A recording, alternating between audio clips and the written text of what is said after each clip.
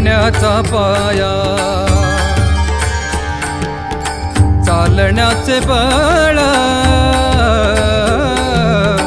जगण्याचा पाया चालण्याचे बळ विचाराची काळ तुकाराम तुकाराम जगण्याचा पाया चालण्याचे बळ जगण्याचा पाया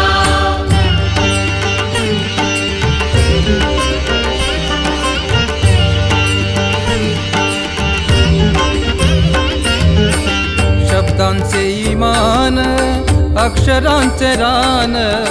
शब्दांचे इमान अक्षरांचे रान